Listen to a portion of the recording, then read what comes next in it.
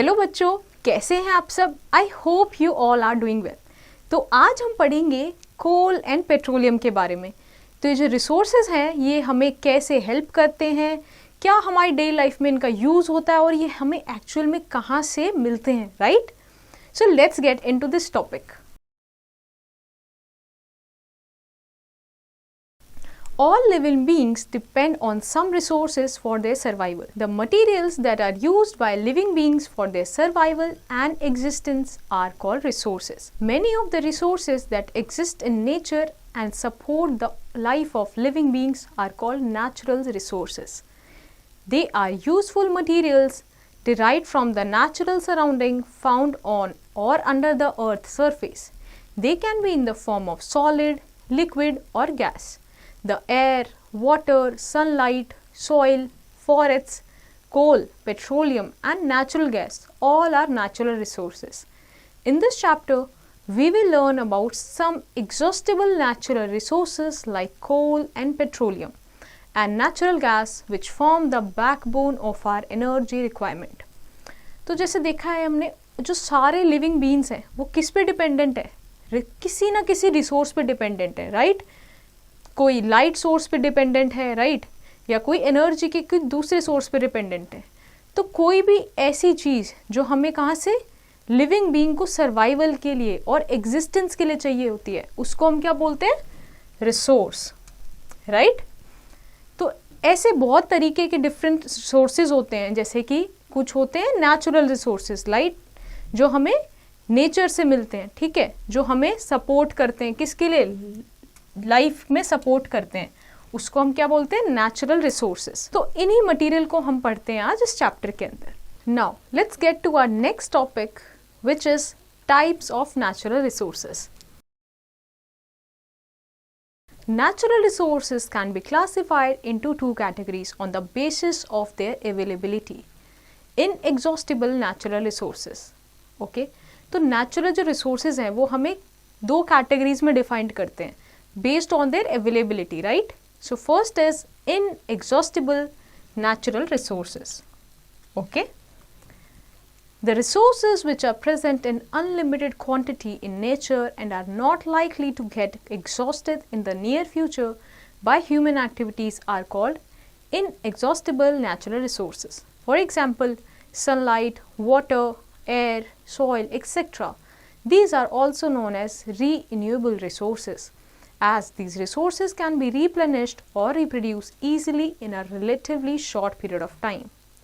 Okay, so as the name suggests, inexhaustible, इसका मतलब है कि इनकी जो क्वांटिटी है वो अनलिमिटेड क्वांटिटी में प्रेजेंट है नेचर में, राइट?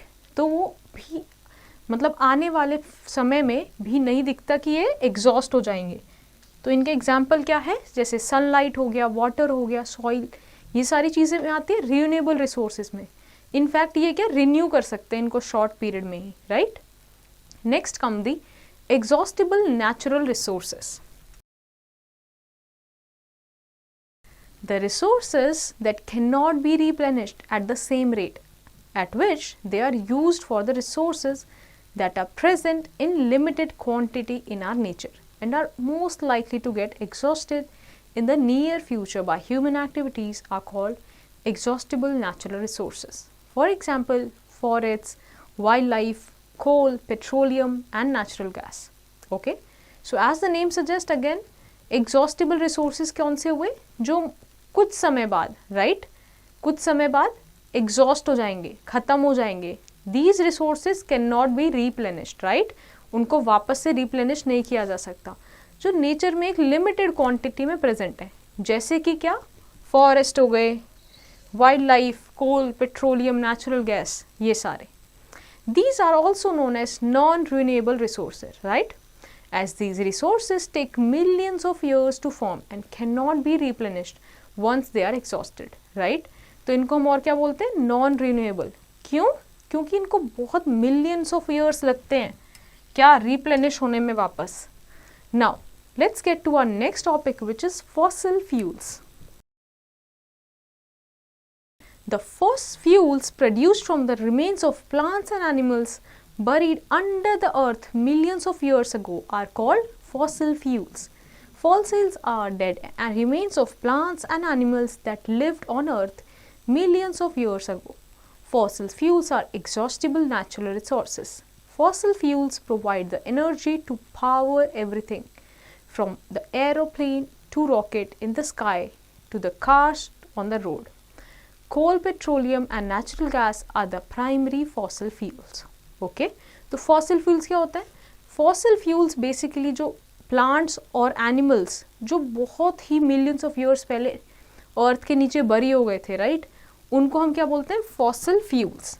ओके, तो ये क्या हमें एनर्जी प्रोवाइड करते हैं. ये जो डेड रिमेन बचता है इनका, ये बहुत ज़्यादा डिकम्पोज होके इतने मिलियंस ऑफ ईयर्स में ये एनर्जी प्रोवाइड करते हैं, राइट. ये ही एनर्जी कहाँ पे? एरोप्लेन्स में, रॉकेट्स में, राइट, कार्स में यूज़ होती है. Coal, petroleum and natural gas are the primary fossil fuels. Okay, so these are the example. The fossil fuels are located deep underground. They are extracted from the earth by the process of mining. Okay, तो जो fossil fuels होते हैं कहाँ? बहुत ही ज़्यादा deep underground में पाए जाते हैं और इसको कैसे निकाला जाता है? Through a process called mining. Now let's get to the next page. Now, next is coal. So what is coal? It is one of the earliest used fossil fuels. It is hard and black in color. It is found in deep mines beneath the surface of the earth and is extracted by mining. Severe occupational health hazards are faced by the coal mine workers during the process of mining. So, we should try to develop a habit of minimizing the waste of electricity as it is produced from the coal which was extracted by taking a lot of risk. In India, coal mines are located in Bihar, Odisha, Madhya Pradesh and West Bengal. Coal is the highly combustible substance mainly made up of carbon atoms, but it also contains some other elements like hydrogen, nitrogen, oxygen and sulfur. Okay, तो जो coal है वो क्या है? सबसे earliest, सबसे पहले use करे जाने वाला फॉसिल फ्यूल है. और ये क्या होता है? हार्ड होता है, ब्लैक कलर का होता है. ये इसका क्या टेक्सचर है और ये माइंस में मिलता है जो बहुत ही सरफेस के, अर्थ के सरफेस के बहुत नीचे है, right, through the process called mining. तो जब इसको निकाला जाता है तो भी ये बहुत एक हेल्थ हजार्ड देता है जो भी इसको निकालता है, राइट. तो ये बहुत सीवियर, एक बहुत जो प्रोसेस है बहुत ही क्या है, डिफ़िकल्ट प्रोसेस है. इसीलिए जब भी हम इलेक्ट्रिसिटी यूज़ करते हैं तो हमें हमेशा ध्यान देना चाहिए कि हम कोई भी इलेक्ट्रिसिटी वेस्ट नहीं कर रहे हैं, क्योंकि इलेक्ट्रिसिटी कोल से बनती है, राइट. तो जो हम इलेक्ट्रिसिटी यूज़ कर रहे हैं वो एक रिस्क पे आई है हमारे पास, राइट, किसी को रिस्क पे आई है. ये जो माइंस है, कोल माइंस, ये कहाँ कहाँ लोकेटेड है इंडिया में? Like it's in Bihar, Odisha and these places, right. तो जो कोल होता है बहुत ही ज़्यादा कंबस्टिबल मटेरियल होता है, राइट, क्योंकि वो मेनली किससे? कार्बन से बना है, right. Now let's understand the types of coal. There are mainly 3 types of coal. First is anthracite. It is the hardest coal. It has the highest carbon content. It burns with a clean, hot, steady flame, making it suitable for being an ideal household and industrial fuel. तो anthracite कौन सा कोल है? इसमें सबसे ज़्यादा क्या carbon content पाया जाता है, राइट. और ये बहुत ईजीली और क्लीन, मतलब बहुत एक साफ तरीके से और एक स्टीडी फ्लेम के साथ ग्लो करता है, बर्न कर जाता है, राइट. और ये कहाँ पे? हाउस होल्ड में या इंडस्ट्रियल में फ्यूल के लिए सबसे बेस्ट है. Next is the lignite. It is the softest coal. It's carbon content is the lowest among the 3 carbon, right. तो हार्ड इसको क्या कार्बन की प्रेजेंस से ही बन रहा था, तो सिंस ये सॉफ्ट है तो इसमें क्या देख रहे हैं हम? लोएस्ट कंटेंट होता है कार्बन का, right. Next is the bituminous, right. Bituminous, it is neither very hard nor very soft. It has carbon content in between anthracite and lignite coal. Okay, so ये ना तो बहुत ज़्यादा हार्ड है ना सॉफ्ट होता है और इसका कार्बन कंटेंट एंथ्रासाइट और लिग्नाइट कोल के बीच में कहीं होता है. Next come the Formation of coal. Let's understand this. It is estimated that the present deposit of coal took place about 300 million years ago. At that time, our planet was covered with dense forest. Due to natural calamity like flood, earthquake, etc., these forests got buried under the soil. They did not get sufficient oxygen, so the dead plants did not decompose completely and turned into a layer of peat. Okay? As time passed, more and more layers of soil deposited over the layer of peat, burying it deeper and compressing it further. As it buried deeper and deeper, temperature also rose. Okay. So अब कोल का formation कैसे हुआ? तो ऐसा estimate लगाया जाता है कि जो आज प्रेजेंटली हम कोल यूज़ कर रहे हैं वो कब 300 मिलियन ईयर्स पहले कभी बना होगा, उसकी बनने की शुरुआत हुई होगी, राइट? तो कैसे होता है कि जब हमारा प्लैनेट बहुत पुराना था तो वो क्या हमेशा डेंस फॉरेस्ट से कवर था, राइट? तो जब नेचुरल कैलेमिटी आती थी, जैसे फ्लड आया, अर्थक्वेक आया, उससे क्या होता था, जो फॉरेस्ट होते थे ये एक दूसरे के ऊपर जैसे बरी डाउन हो गए, सॉइल के अंदर दब गए, और फिर जैसे जैसे वो दबते गए तो उनको क्या सफिशिएंट ऑक्सीजन नहीं मिला, जिसकी वजह से जो भी डेड प्लांट्स और एनिमल्स थे वो क्या कंप्लीटली डीकम्पोज नहीं हुए। तो एक लेयर बन गई पीट की, राइट, जिसमें डीकम्पोज मटेरियल नहीं था डेड प्लांट्स और एनिमल्स का। जैसे जैसे समय बीतता गया और सॉइल की लेयर्स डिपॉजिट होती गई, राइट, और वो और कंप्रेस होता रहा, जिसकी वजह से वो जैसे जैसे नीचे जाता रहा और नीचे जाता रहा तो क्या टेम्परेचर भी राइज होने लगा, right? Now let's see the formation of coal through this diagram. First, trees and other plants that grew in swampy areas 300 to 400 million years ago died and their remains got buried in the swampy soil. Over time, these remains were covered with layers of sediments like mud and sand. Okay? तो जैसे जो ये layer थी plants और trees की, कुछ 300-400 million years पहले जब ये मर गए, राइट, तो जो इनके रिमेन्स वो धीरे धीरे क्या सॉइल के नीचे दबने लगे, राइट। तो एक ये क्या लेयर से, बहुत सारी सैंड की लेयर से नीचे नीचे दबने लगे। फिर क्या हुआ, in the low oxygen condition the buried plant material formed a dark brown material called पीट, राइट। तो जैसे जैसे ये बरी होने लगे उससे क्या हुआ कि ऑक्सीजन की डिमांड वहाँ पे कम थी, जिसकी वजह से इन्होंने एक डार्क ब्राउन मटेरियल फॉर्म किया जिसको क्या बोला गया, पीट। All right, gradually more and more sediments got deposited over peat. Peat was compressed between layers of sediments and formed lignite. Okay? So फिर क्या हुआ, और sediments उसके ऊपर डिपॉजिट होने लगे और कंप्रेशन आया उस लेयर के ऊपर सेडिमेंट से, और फिर क्या लिग्नाइट की फॉर्मेशन हुई। All right, next what happened, further compression resulted in the formation of bituminous coal.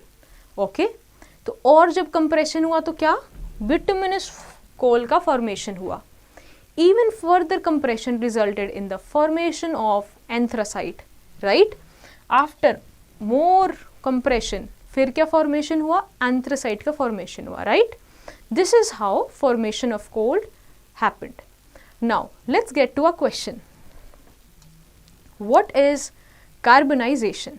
Okay, so you have to find the answer to this question. Now let's get to the next page.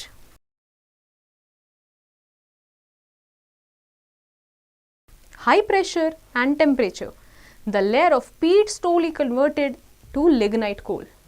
When the lignite got buried deeper for a significantly long period of time, the increased pressure and temperature converted into a harder and more superior quality of coal, that is anthracite coal.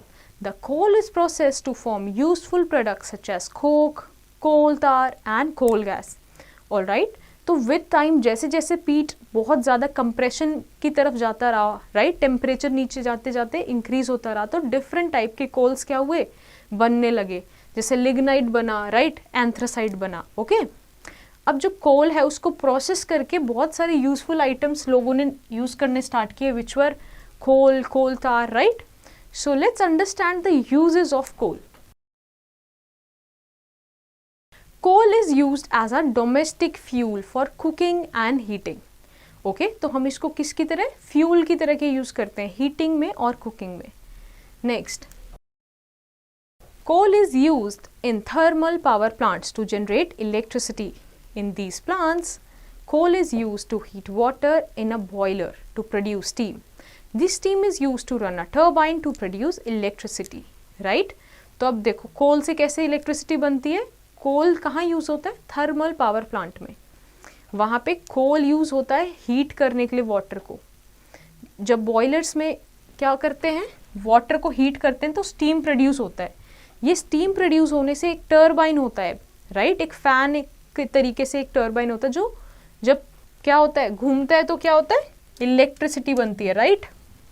Another uses, coal is processed by destructive distillation to get several other products like coke, coal tar and coal gas. All right? तो destructive distillation से हम लोग क्या बनाते हैं? कोल gas produce करते हैं, Coke produce करते हैं. All right, now let's understand the destructive distillation of coal.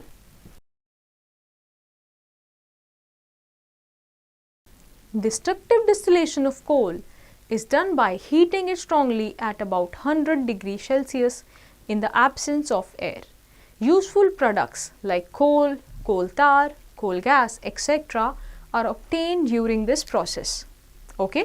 So basically destructive distillation क्या होता है? जब कोल को एक higher temperature which is 100 degree Celsius पे क्या हीट किया जाता है in the absence of air, right?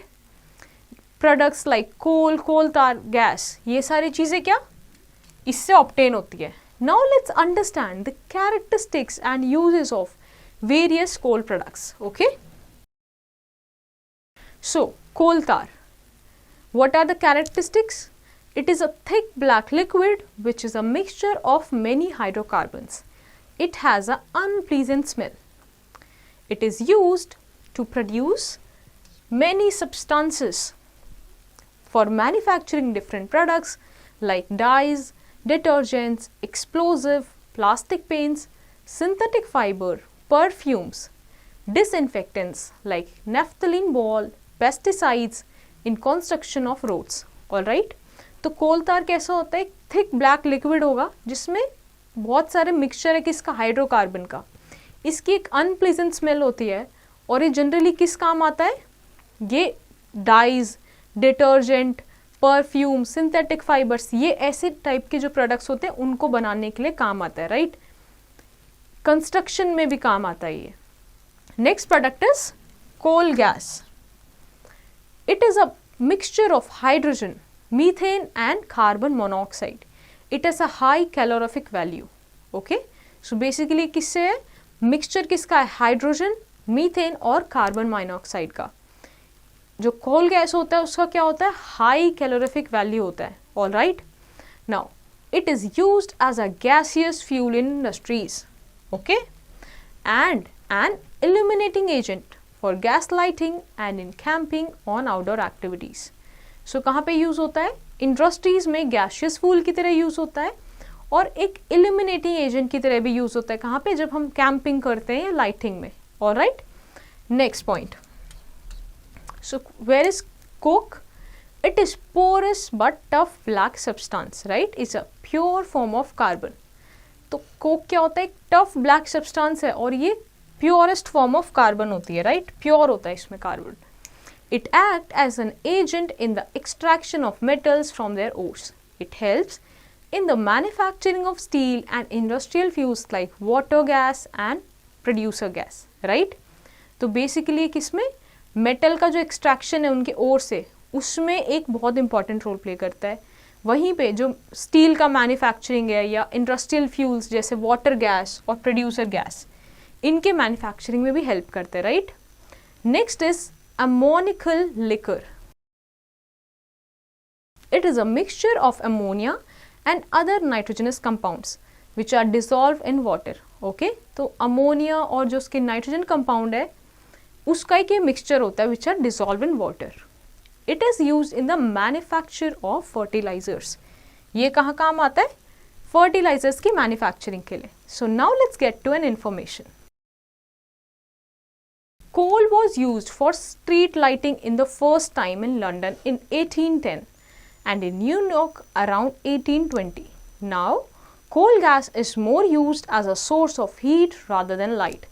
तो पहले कोल गैस किस लिए यूज़ करते थे? स्ट्रीट लाइटिंग के लिए सबसे पहले लंदन में यूज़ हुआ था 1810 में, उसके बाद 1820 में न्यूयॉर्क में यूज़ हुआ, और अब हम क्या देखते हैं, कोल जो गैस है वो मोस्टली हीटिंग के काम आता है rather than for lighting purposes. Now let's get to the next topic. So let's do an experiment to demonstrate destructive distillation of coal. Okay? So what you will require? You will require a boiling tube, a jar, iron stand, cork stopper, delivery tube, Bunsen burner, powdered coal and jet tube. So what you have to do is take the powdered coal in the boiling tube and fix it to the iron stand. Okay? तो आपको एक powdered coal लेना है और उसको boiling tube में लेना और उसको फिक्स कर देना है किस पे? एक आयरन स्टैंड पे, right? Next, using the cork stopper fix the delivery tube with the other end leading to the jar containing water. Okay, तो आपको क्या करना है, कॉर्क स्टॉपर की मदद से आपको डिलीवरी ट्यूब कहाँ तक, जो जार कंटेनर है जिसमें वाटर है उस तक आपको ये फिक्स करना है. Next, at the mouth of the jar fit the jet tube with the help of cork stopper. Okay? तो आपको जो जार का माउथ है, राइट, उसके माउथ पे क्या आपको स्टॉपर की हेल्प से जेट ट्यूब को फिक्स करना है, right, this tube. Okay, now using a Bunsen burner heat the contents of test tube for about 20 minutes. Now record your observation. Okay? So using this burner आपको यहाँ पे क्या करना है, हीट प्रोवाइड करनी है. आफ्टर लाइक 20 मिनट्स उसको heat करना है और आपको अपनी ऑब्जर्वेशन रिकॉर्ड करनी है. The powdered coal when breaks down produce for a brownish oily black layer at the bottom of the test tube. This is known as coal tar. Okay, तो सबसे पहले आप क्या देखोगे, एक ब्राउनिश ब्लैकिश लेयर कहाँ पे, टेस्ट ट्यूब के बॉटम में जमा हो गई है, जो क्या है, coal tar. Another non oily colourless layer above the oily layer. It contains compounds of nitrogen and is known as ammoniacal liquor. Okay, तो उस जो ऑयली लेयर है उसके ऊपर एक क्या नॉन ऑयली कलरलेस लेयर होगी, उसको हम क्या बोलते हैं, एमोनिकल लिकर, जिसमें नाइट्रोजनस कंपाउंड्स हैं.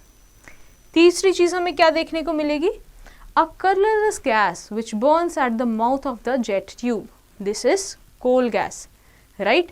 तो एक colorless gas देखने को मिलेगी जेट ट्यूब के माउथ पे, यहाँ पे जो फ्लेम प्रोड्यूस कर रही होगी. And the fourth thing, the porous black residue left in the boiling tube. This is known as coke.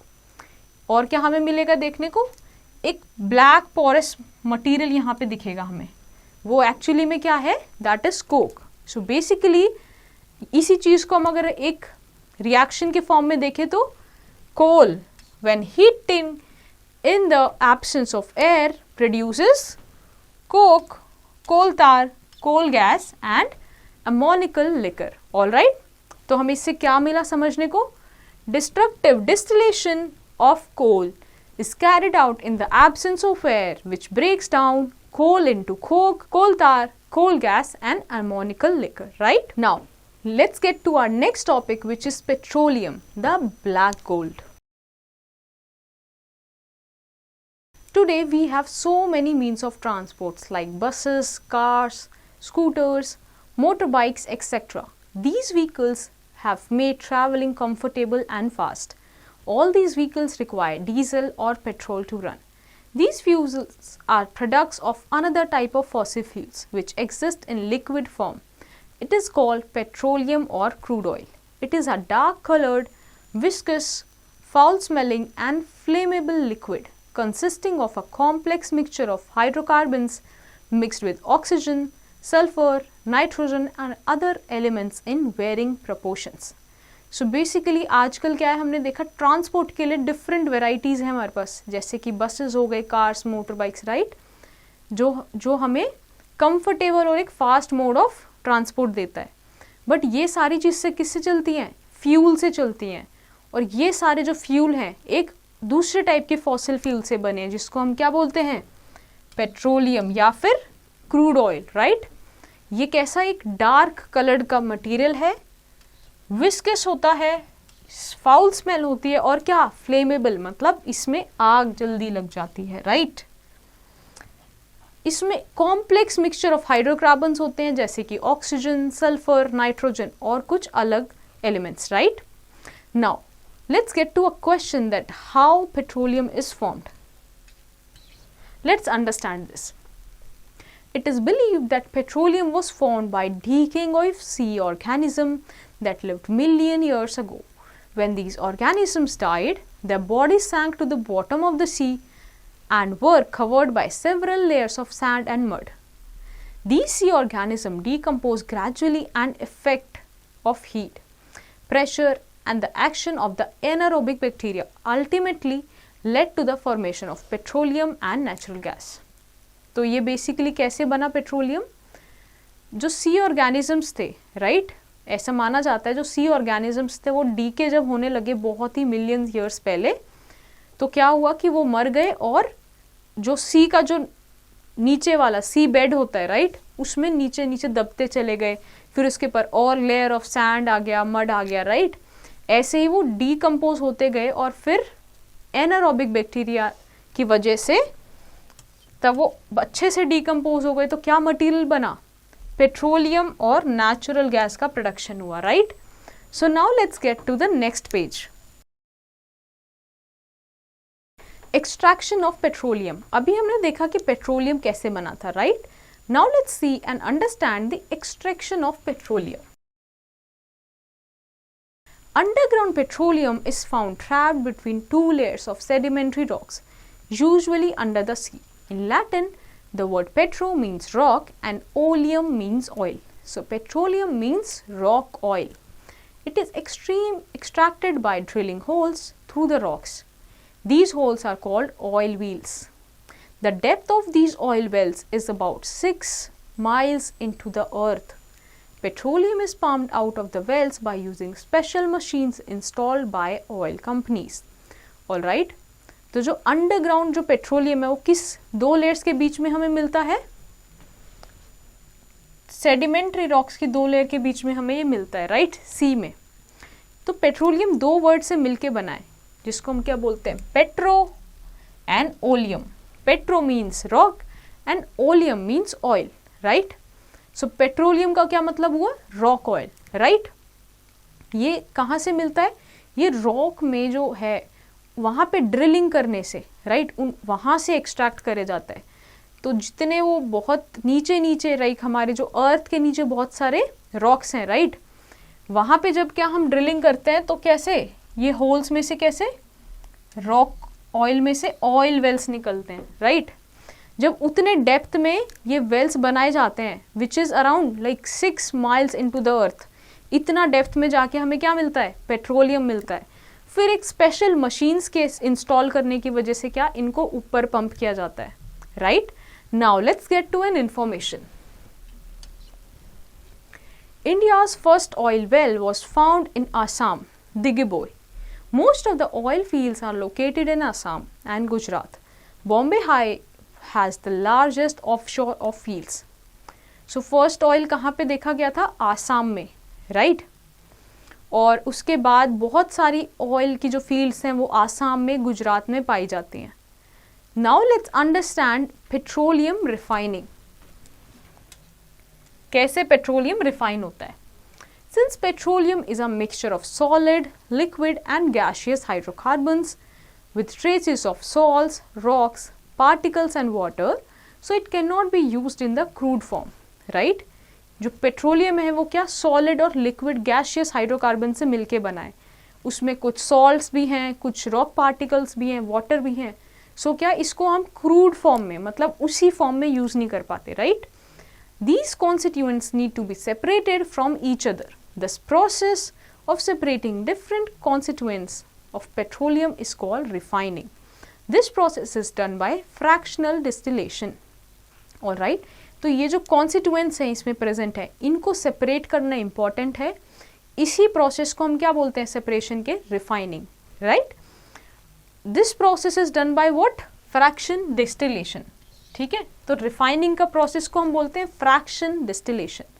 Products such as petroleum gas, petrol, diesel, kerosene, lubricating oil and paraffin wax are separated on the basis of their boiling or melting points. Okay? Petroleum refining is done in large plants called petroleum refineries. अब जो भी products हैं, petroleum gas हो गई, petrol हो गया, ये सारे सबका क्या है? मेल्टिंग पॉइंट, बॉइलिंग पॉइंट अलग है, राइट? तो उसी बेसिस पे इनको सेपरेट किया जाता है. पेट्रोलियम रिफाइनरी जो है, ये जहाँ पे रिफाइन करते हैं उनको क्या बोलते हैं? Petroleum refineries, right? Now let's understand the uses of petrols. The major use of petroleum is as a fuel, but it is also used as to generate electricity, right? तो पेट्रोल का major काम क्या है? Fuel का, but also it is used to generate for electricity, right? Products like fertilizers, pesticides, herbicides, detergents, photographic films, polish for furniture and shoes are all obtained from petroleum.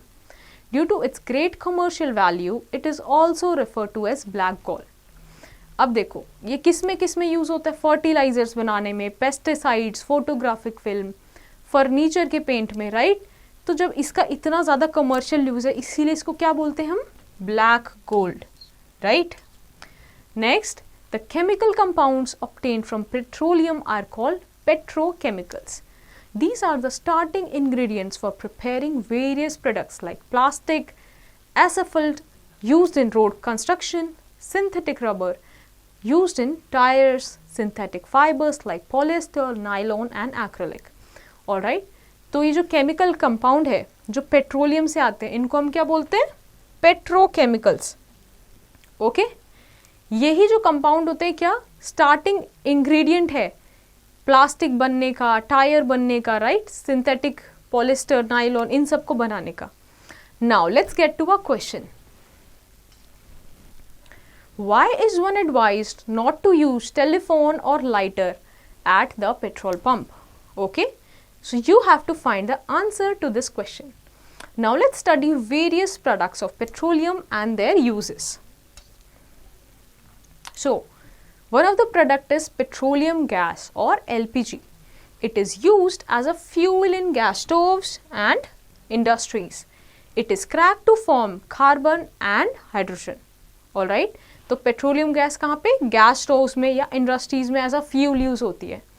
और ये ही किस में? Carbon और hydrogen को crack करने के लिए भी यूज होती है. नेक्स्ट इज पेट्रोल या फिर gasoline. It is used as a fuel for vehicles like cars, scooters and motor vehicles etc. And also used as a solvent for dry cleaning. Okay? तो क्या?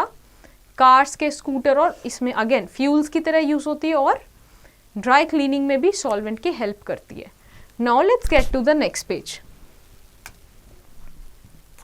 Next come the kerosene. It is used as a household fuel in wick, stoves and pressure stoves, right?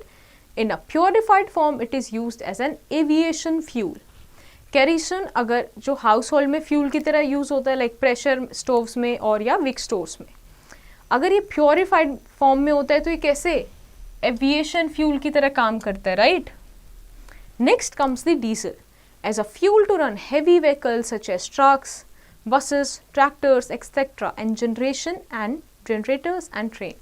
तो जो भी heavy vehicles होते हैं ना, उनको fuel की तरह कौन हेल्प करता है? Diesel. Next come the fuel oil.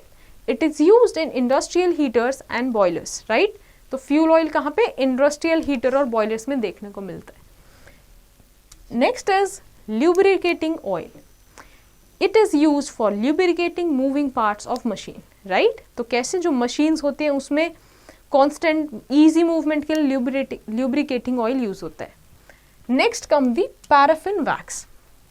It is use for making candles, shoe polish, Vaseline etcetera. It is used as a grease, right? तो क्या पैराफिन वैक्स कैंडल्स बनाने में, शू पॉलिश बनाने में और वैसलीन बनाने में. So basically it is used at the greasy material. Bitumen, it is mainly used on the surface of metal rods. It is used in manufacturing of paints, for damp proofing foundation of buildings, right? तो ये कहाँ पे ये bitumen use होता है? Metal rocks के surface पे, और कहाँ पे? मैन्युफैक्चरिंग ऑफ पेंट्स और damp proofing foundation of buildings, ठीक है, बिल्डिंग्स की फाउंडेशन देने में भी. Now let's get to a question.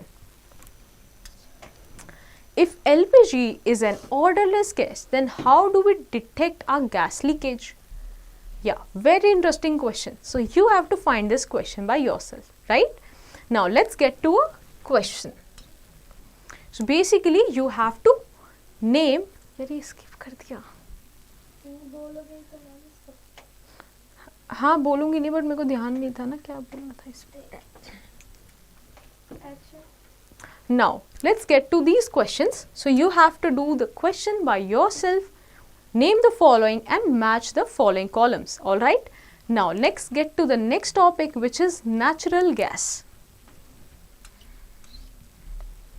Natural gas is also a fossil fuel. Usually this gas occurs above the surface of petroleum deposits deep beneath the earth, but sometimes it can also be found at places where there are no petroleum deposits. The crude form of natural gas is a mixture of different gases. The main component of natural gas is methane, which is inflammable and is used as a fuel. India has vast reserves of natural gas in Assam, Tripura, Rajasthan, Maharashtra, the Krishna Godavari basin and Kaveri basin. Okay, तो natural gas क्या है? ये भी एक type का क्या? Fossil fuel है, right? तो जो पेट्रोलियम के डिपॉजिट्स होते हैं उस सरफेस के ऊपर हमें क्या देखने को मिलता है? Natural gas, right? कई बार और बहुत ही क्या अर्थ के बहुत ही डीप होते हैं, राइट? कई बार क्या होता है पेट्रोलियम का डिपॉजिट नहीं होता, ऐसी जगह पे भी ये चीज़ हमें नेचुरल गैस देखने को मिलती है. So this natural gas is a mixture of different gases. कौन कौन सी? जैसे मीथेन हो गई, राइट? मेन उसमें मीथेन होती है जो फ्लेमेबल होती है, इसीलिए ये किस लिए यूज़ की जाती है? फ्यूल की तरह यूज़ की जाती है, राइट? तो इसके बहुत सारे रिजर्व्स देखे हम लोगों ने डिफरेंट एरियाज में इंडिया में, right? So now it is said that natural gas was formed by the decomposition of petroleum and coal deposits by the action of the anaerobic bacteria. Natural gas burns readily in the presence of air. Okay, so क्या बोला गया कि जो natural gas है वो petroleum और कोल के deposit को डीकम्पोजिशन से बना, राइट? जब वहाँ पे एनारोबिक बैक्टीरिया ने उनको डीकम्पोज किया तो क्या मिला हमें? Natural gas. नेचुरल गैस जो है वो बहुत ही रेडिली बर्न करती है एयर के प्रेजेंस में, right? Now let's get to the next page. And it liberates a large amount of heat. This makes it an excellent fuel for domestic and industrial use. It burns without smoke and does not leave any ash behind. Natural gas obtained from the ocean floor can be easily transported through pipes over long distances and can be used directly for burning.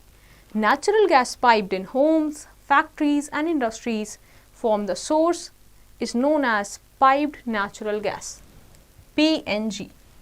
In India, PNG is presently being supplied to cities like Delhi, Mumbai, Vadodara etcetera. तो हमने क्या देखा? ये बहुत ही flammable gas है, बहुत जल्दी से large amount of heat produce करता है, राइट? इसीलिए क्या है डोमेस्टिक और इंडस्ट्रियल यूज में बहुत एक एक्सीलेंट फ्यूल की तरह काम करता है. जब इसको बर्न करते हैं तो बिल्कुल भी क्या स्मोक नहीं प्रोड्यूस होता और कोई भी क्या ऐश भी नीचे नहीं छूटती. इसीलिए जो नेचुरल गैस है एक टाइप का क्या हम यूज़ करते हैं अपने घरों में यूज़ करते हैं, right? For cooking and house hold purposes, right? ये जो नेचुरल गैस है इसको ट्रांसपोर्ट करना भी ईजी होता है, राइट? तो हमारे घरों में कैसे बहुत ईजीली नीचे तक ट्रांसफ़र हो जाती है. In India PNG is presently being supplied to cities, right? तो हम कहाँ देखते हैं जो मेजर सिटीज़ है यहाँ पे ईजीली ये अवेलेबल होती हैं. Natural gas is compressed under high pressure to form CNG, compressed natural gas, which is used as an ideal fuels in vehicle and for power generation. Okay? तो जब natural gas को बहुत ज़्यादा compress किया जाता high pressure पे तो वो क्या बनाती है? CNG, right? Compressed natural gas, जो बहुत ही एक अच्छा क्या है, आइडियल फ्यूल है व्हीकल्स के लिए और for power generation. Now let's see the uses of natural gas. It is a cleaner and less polluting fuel than petrol or diesel and hence is used in power generation and as an automobile fuel, right? तो हमने देखा जब ये जलता है, जब ये natural gas जलती है तो क्या कोई भी पीछे ऐश या फिर नहीं छूटता कुछ भी, राइट? तो इसीलिए क्या एक क्लीनर और लेस पॉल्यूटिंग फ्यूल माना जाता है as compare to petrol and diesel. Next, it is used as a cooking fuel in homes and commercial in factories, right? इसी की वजह से क्या कुकिंग में भी यूज करते हैं हम, होम्स में यूज करते हैं, फैक्ट्रीज में, right? Natural gas is a source of hydrogen gas. It is used in manufacturing of fertilizers such as urea, right? तो इसमें बहुत अच्छा सोर्स किसका, हाइड्रोजन गैस का, इसीलिए फर्टिलाइजर्स जैसे यूरिया बनाने में भी हेल्प करता है.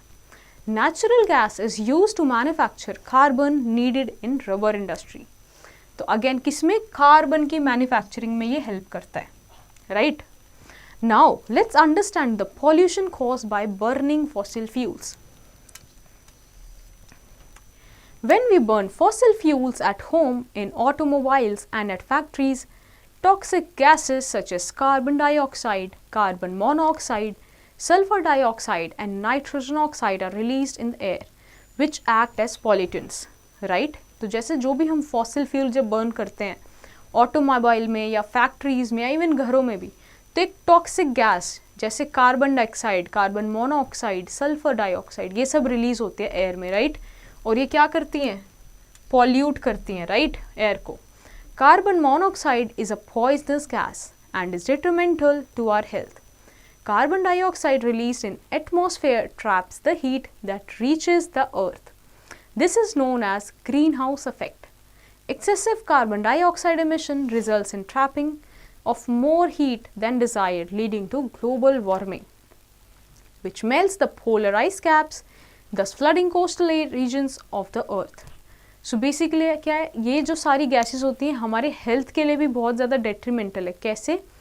जो कार्बन डाइऑक्साइड हैं रिलीज होती हैं एटमॉस्फेयर में, ये ग्रीन हाउस गैसेस हैं. ग्रीन हाउस गैसेस क्या करती हैं कि एनर्जी मतलब हीट ट्रैप कर लेती हैं, तो इसकी वजह से ग्लोबल वार्मिंग हो जाता है. एक्सेसिव हीट जब ज़्यादा ट्रैप होने लगेगी तो क्या होगा कि जो भी हमारे आइस हैं, जो भी ग्लेशियर्स हैं वो मेल्ट होने लगते हैं, राइट? जिसकी वजह से फ्लडिंग भी देखने को मिलता है. Sulphur dioxide and nitrogen oxide can combine with water vapour in the atmosphere to produce two harmful acids, sulfuric acid and nitric acid. These calciums are a part of acid rain, right? Acid rain can destroy trees, wildlife, marble monuments, etc. It can also poison water bodies, thus affecting aquatic organisms and eventually the food chain, right? तो और क्या देखा हमने, sulphur dioxide और जो नाइट्रन oxide निकलती है fossil fuels के बर्निंग से, वो क्या अगर एटमॉस्फेयर में कंबाइन करती है वाटर वेपर से और क्या हार्मफुल एसिड्स बना लेती है, राइट? तो जब रेन होती है तो क्या हम देखते हैं सल्फ्यूरिक एसिड और नाइट्रिक एसिड, जिसको क्या बोलते हैं एसिड रेन, ठीक है? ये कैसे वाइल्ड लाइफ को डिस्ट्रॉय करती है, मार्बल जो मॉन्यूमेंट्स हैं हमारे उनको डिस्ट्रॉय करती है, राइट? और अगेन वाटर को भी पॉइजन करती है. तो इस तरीके से हमने देखा कैसे कि जो बर्निंग और फॉसिल फ्यूल्स है वो कैसे पॉल्यूशन कॉज करता है. Now let's understand the conservation of fossil fuels. Modern life would not be imagined without fossil fuels. In order to make sure that these resources do not run out and are available even in the future, they must be conserved, right? अब हम देखते हैं हम daily life में कितना ज़्यादा fossil fuels हर जगह use कर रहे हैं, right? We can not think our lives without these fossil fuels, right? तो हमें कैसे यूज़ करना है बहुत इंपॉर्टेंट है ना कि फ्यूचर में भी ये कंजर्व्ड रहें. So following are the ways to conserve fossil fuels. So first is use electricity efficiently to reduce the demand to burn fossil fuels for energy, right? तो इलेक्ट्रिसिटी हमें efficiently यूज़ करनी चाहिए ताकि जो डिमांड है fossil fuel की energy की वो कम हो सके. Next, use energy efficient compact fluorescent lamp. CFLs instead of incandescent bulbs, right? तो हमें क्या एनर्जी एफिशिएंट चीज़ें यूज़ करनी है, जैसे कि CFLs. नेक्स्ट इज वॉक और cycle, where it is safe to do so, because walking and cycling helping keep you fit and also does not cause any harm to natural resources, right? So तो हमें जितना हो सके, जहाँ पे safe हो सके, वॉकिंग या साइकिलिंग प्रेफर करना चाहिए, राइट? ताकि नेचुरल रिसोर्सेज सेव हो सके. Next is the use of pressure cooker for cooking and keeping the vessel covered while cooking. It saves the amount of LPG. तो जब भी हम प्रेशर कुकर यूज़ करते हैं तो उसमें क्या हीट ट्रैप हो जाती है, तो आपके खाने को पकने के लिए और हीट कम चाहिए होगी, राइट? इसीलिए क्या हम लोग LPG ऐसे सेव कर सकते हैं. Next is try to follow the 4R principles, which is reuse, reduce, recycle and recover. Alright, now let's go to the next page. In our country, PCRA, Petroleum Conservation Research Association, advises people how to save fuel. Following tips given by them will improve the efficiency of our vehicle and conserve diesel and petrol. So देखते हैं हमें जो research association से कौन से tips हैं वो जिससे बोलते हैं कंजर्वेशन और डीजल और पेट्रोल का हो सकता है.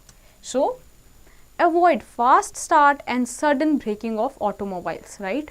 तो एकदम से ऑटोमोबाइल्स को स्टार्ट करना और एकदम से ब्रेक लगाना क्या अवॉइड कर सकते हैं. Second, we should keep proper turning off engine for better mileage and maximum engine life. ठीक है, तो हमें क्या प्रॉपर ट्यूनिंग होनी चाहिए इंजन की ताकि हमें माइलेज अच्छा मिल सके, पर्टिकुलर फ्यूल में एक अच्छा ज़्यादा डिस्टेंस क्या कन्वर्ट हो सके. Third is switch off engine at traffic lights where you have to wait for long duration. क्या कि जहाँ रेड लाइट्स होती हैं अगर हमें बहुत ज़्यादा लंबे ड्यूरेशन के लिए रुकना है, सो इट इज़ रिकमेंडेड कि हम इंजन ऑफ कर लें. Next is drive at a constant speed for better mileage and less pollution. So एक कॉन्स्टेंट स्पीड में हमें क्या करना है, ड्राइव करना है ताकि माइलेज अच्छी मिले और क्या पॉल्यूशन कम हो, right? Ensure correct tyre pressure so that vehicle run efficiently, right? Very important. जो टायर होता है आपके व्हीकल का उसमें भी प्रेशर मेंटेन होना चाहिए ताकि वो एफिशिएंटली रन कर सके. Use public transport wherever you can or form a carpool for everyday travel, right? तो जितना हो सके पब्लिक ट्रैवल ट्रांसपोर्ट यूज करो या फिर कारपूलिंग ट्राई करो. Okay, so now let's get to a question. Why are people advised to make use of solar energy in place of fossil fuels? Okay, so you have to find the answer to this question. Now let's get to an information that you must know. Do you know that there is an expiry date of LPG cylinders? Yes, LPG cylinders have a physical life. Every cylinder has 3 stems on its upper part. On one of the 3 side stems of the cylinder, the expiry date is coded alphanumerically. The first character is an alphabet A, B, C or D that stands for a quarter of this year. These quarters are as follows. A for March, first quarter, B for June, second quarter, C for September for third quarter and D for December for fourth quarter. The alphabet is followed by 2 digits which stand for the year of expiry. For example, A25 stands for March 2025, which means the LPG cylinder is valid till March 25. तो आपको पता है जो LPG cylinders होते हैं उनकी भी expiry date होती है, राइट? तो आपको क्या मिलेगा, जैसे जो सिलेंडर्स होते हैं उसमें कैसे कोडेड होता है, अल्फा न्यूमेरिकली. तो आपको अल्फ़ाबेट्स दिखेंगे ABCD जो कितना बताएंगे, आपको बताएंगे कि कौन से मंथ तक ये वैलिड है, राइट? और उसके बाद क्या नंबर लिखा होता है जो आपको बताएगा कौन से ईयर तक ये वैलिड है. तो जैसे कि A25 मीन्स मार्च 25 तक ये क्या एक्सपायरी नहीं होगा. Okay, now comes the next topic which is biogas an alternative source of energy. So far we have studied that our main fossil fuel are coal, petroleum and natural gas. Most of our energy requirement are met by these fossil fuels. However, their stocks are limited. Therefore, we need to look for an alternative sources of energy. Biogas is one such source. Okay. तो क्या जैसे हमने देखा बहुत main fossil fuels क्या हमने पढ़े, coal, petroleum and natural gas, right. But ये जो भी हमने फॉसिल फ्यूल्स पढ़े क्या हैं, ये रिप्लेनिश नहीं हो सकते, राइट. तो हमें ऐसे लिमिटेड हैं, तो हम ऐसे ऑल्टरनेटिव सोर्स ऑफ एनर्जी क्या है, उनमें से एक biogas, right. Biogas is obtained by the anaerobic fermentation of cattle dung and domestic sewage. Anaerobic fermentation is carried out in the absence of air. Okay? तो बायोगैस कैसे बनाते हैं? Anaerobic fermentation using of cattle dung and domestic waste. Right? तो जब anaerobically मतलब air के presence में नहीं जब फर्मेंटेशन होता है तो क्या होता है कि बायोगैस प्रोडक्शन होता है, right. The fermentation is done in an underground tank made up of BRICS which is known as digester. A mixture of cattle dung and water known as slurry is fed into the digester. Then with the action of anaerobic bacteria on the slurry, biogas is formed which gets collected in the gas holder. The gas holder is made up of steel and placed above the slurry.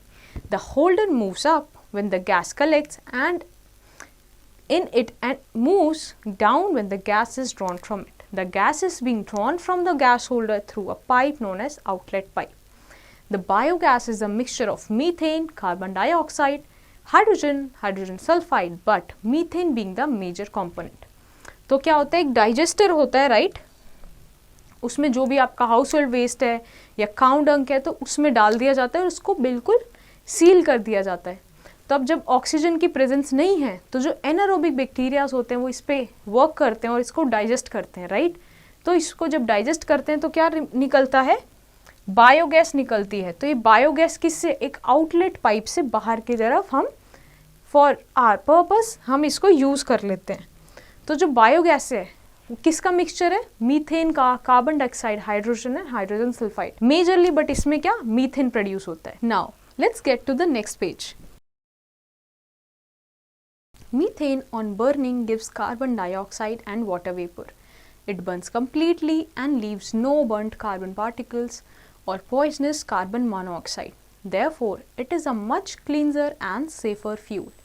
Also, the residue left in the digester tank after the evolution of biogas from it can be used as a manure in the fields. Alright?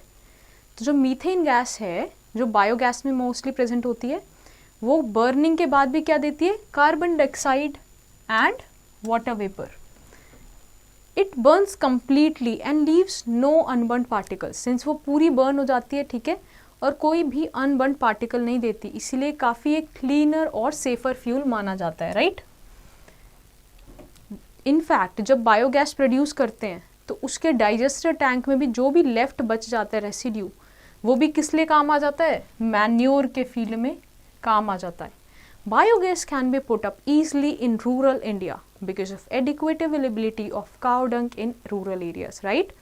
तो rural areas में biogas जो है वो बहुत ही adequately और अच्छे तरीके से हम उसको इंस्टॉल कर सकते हैं क्योंकि वहाँ पे काउ डंग काफ़ी अच्छे मात्रा में मिल जाएगा. Now let's get to this questions and based on your understanding you have to give one word for the following sentences, right. Now let's go to the word finder. Fossil fuels. Fuels produced from the remains of dead organisms that have been buried under the earth crust millions of years ago.